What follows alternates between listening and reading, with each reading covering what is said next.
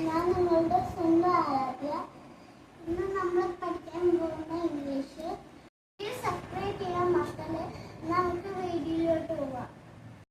Then capital A, then lower A, is and then. Then capital B, then lower B, this is book, then the work. Then capital C, then lower C, this is cooking cat.